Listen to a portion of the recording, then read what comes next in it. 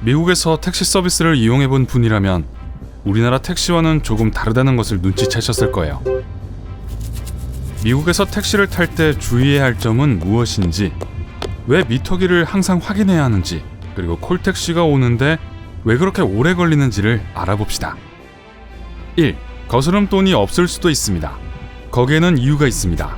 대부분의 요즘 택시는 카드 단말기를 갖추고 있지만 아직 그렇지 못한 택시들도 많이 있습니다. 그럴 경우에는 현금으로 지불해야 하죠. 만일 운전사가 거스름돈이 없다고 한다면 승객은 많은 팁을 남기는 수밖에 없습니다. 택시 운전사에게 잔돈이 있는지 미리 물어보세요. 그러면 목적지에 도착해서 곤란한 상황에 처하지 않을 수 있습니다. 2. 전에 거기 가본 적 있어요? 택시 운전사가 이렇게 묻는다면 경고 신호입니다. 그런 말을 들으면 다른 택시를 타는 편이 나을 거예요. 생계를 위해 운전하고 GPS를 사용하는 사람은 그런 질문을 해서는 안 됩니다. 이 말은 운전사가 여러분을 이용하려고 한다는 것을 나타낼 수 있습니다. 만일 여러분이 아니요, 어딘지 몰라요 라고 대답하면 더 먼 길로 돌아갈지도 몰라요. 3. 공항택시 기사들은 관광객들에게 바가지를 씌웁니다.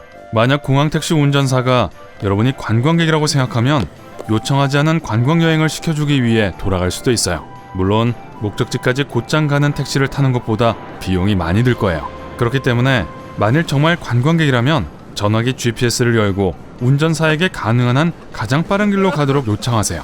4. 택시기사가 미터기를 미리 시작할 수 있습니다. 어떤 콜택시 운전사들은 여러분이 차에 타는 순간이 아니라 여러분을 태우러 오면서 미터기를 시작하기도 합니다. 네, 분명히 규칙 위반입니다. 하지만 여러분이 이미 작동 중인 미터기에 주의를 기울이지 않으면 대기 시간에 대한 요금까지 지불하게 될 거예요. 10분 이상이 아닐 경우 요금을 부과할 수 없어요. 5. 문제가 생길 경우 운전사가 경찰에 연락할 수 있는 방법이 있어요. 모든 나라에 해당되지는 않지만 일부 국가에서는 택시들이 대시보드 아래에 패닉 버튼을 숨겨놓기도 합니다. 승객이 문제를 일으키는 경우 운전자가 이 버튼을 누르면 차량의 앞뒤에서 노란색 불빛이 깜빡입니다. 어떤 택시 운전사들은 승객이 요금을 지불하지 않을 것 같을 때 이 버튼을 누르기도 합니다. 6.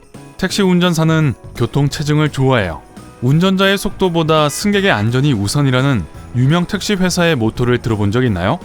그런데 돈을 조금 더 벌기 위해서 이런 정책을 나름대로 해석하는 택시 운전사들이 있습니다. 신호등에서 아주 천천히 움직이고 교통체증을 반가워하죠. 교통체증에 걸리고 싶지 않다면 운전자에게 정확한 방향을 제시하세요. 7. 택시 운전사가 목적지보다 더 일찍 내려줄 수 있어요. 목적지로 직접 가는 것을 방해하는 장애물이 있을 경우에 그렇습니다. 예를 들어 심한 교통체증이나 도로 공사 등이 있을 경우 운전사는 몇 블록 떨어진 곳에서 승객을 내려줄 수 있습니다. 이렇게 하면 기사는 시간과 가스비를 절약할 수 있죠. 이런 상황에서 승객이 할 수 있는 일은 택시 회사에 항의하는 것뿐입니다. 8. 운전사는 승객과 대화를 시작할 수 없어요. 이 불문율에 의하면 차 안에서 말을 시작할 수 있는 사람은 오직 승객뿐입니다. 그러면 운전사가 대답할 수 있습니다. 택시기사의 인생 이야기를 듣는 것이 지겹다면 정중하게 말을 끊을 수 있습니다. 반면에 만약 여러분이 그 동네에 처음 왔다면 운전사에게 가볼 만한 곳과 맛집을 추천해달라고 요청하는 것이 유용할 수도 있어요. 9. 낯선 곳에 남겨질 수 있어요. 최종 목적지에 도착하기 전에 여러 번 정차해야 할 경우 운전자와 상의하세요. 얼마나 오랫동안 자리를 비울 것인지 운전사에게 정확하게 말하고 합의된 시간보다 더 오래 머물지 않도록 하세요. 택시 운전사들은 생계를 꾸려야 하므로 몇 시간 동안 여러분을 기다릴 수는 없어요. 새로운 승객이 생길 수도 있고 그러면 최종 목적지에 도착하기 전에 낯선 곳에서 발이 묶일 수도 있습니다. 10. 미터기를 확인하세요. 여행을 시작하기 전에 미터기의 설정이 올바른지 확인하세요. 택시 회사들은 낮과 밤의 특정 시간에 대해 다른 요금을 적용할 수 있습니다. 운전자가 잘못된 요금 체계를 선택할 경우 요금이 예상보다 훨씬 더 많이 나올 수 있습니다. 11. 미터기를 계속 추적하세요. 여러분은 여행이 시작될 때 미터기를 봐야 할 뿐만 아니라 타고 가는 내내 미터기를 봐야 합니다. 택시 운전사들은 항상 뒷좌석에 있는 승객을 지켜봅니다. 여러분이 주의를 기울이지 않는다는 것을 알아차리면 정직하지 못한 사람들은 여러분에게 더 많은 요금을 지불하게 만들려고 할 수 있어요. 여행하는 동안 미터기를 여러 번 점검하세요. 그러면 요금이 갑자기 증가할 경우 알아챌 수 있습니다. 목적지에 도착하면 계산서에 적힌 요금과 미터기의 요금이 일치하는지 반드시 확인하세요. 12. 택시에서 내리기 전 귀중품을 확인하세요. 택시 여행 중에는 귀중품을 아무데나 두지 마세요. 차에서 내리기 전에 좌석에 두고 내리는 물건이 없는지 확인하세요.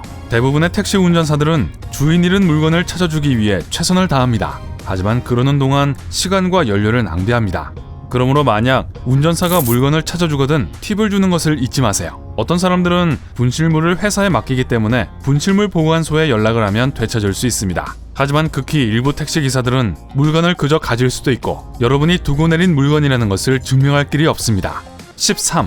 택시 운전사는 낮은 예상 요금으로 승객을 끌 수 있습니다. 정말 정직하지 못한 행동이지만 일부 기사들은 터무니없이 낮은 견적이라는 것을 알면서도 자신의 차에 태우기 위해 거짓말을 합니다. 그러고 난 후 목적지에 도착하면 여러분은 불쾌한 상황을 맞게 됩니다. 안타깝게도 예상 요금이 정확한지를 확실히 알 수 있는 방법이 없기 때문에 운전사를 잘 만나는 수밖에 없습니다.